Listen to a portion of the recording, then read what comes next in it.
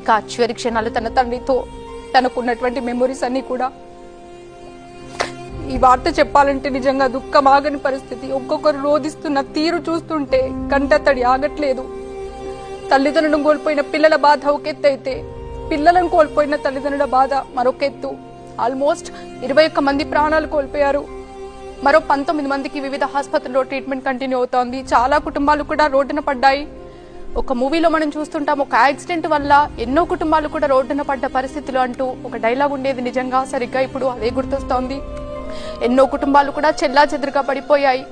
తల్లిదండ్రుల మరణ వార్త విన్నటువంటి ఆ పిల్లలు హుటాహుటిన స్కూల్ నుంచి కూడా అవే బట్టలతో, కనీసం యూనిఫామ్ కూడా మార్చుకోకుండా మార్చి దగ్గర వచ్చి రోధిస్తున్న తీరు నిజంగా ఎంతో బాధ కలిగిస్తుంది.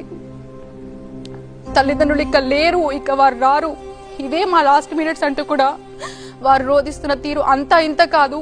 నిజంగా మార్నింగ్ నుంచి న్యూస్ చూస్తుంటే ఎంతో ఎమోషనల్ గా అనిపిస్తోంది. అంతేకాదు ఇక మా తల్లిదండ్రులు రారా అంటూ కూడా వాళ్ళు ఏడుస్తున్న తీరు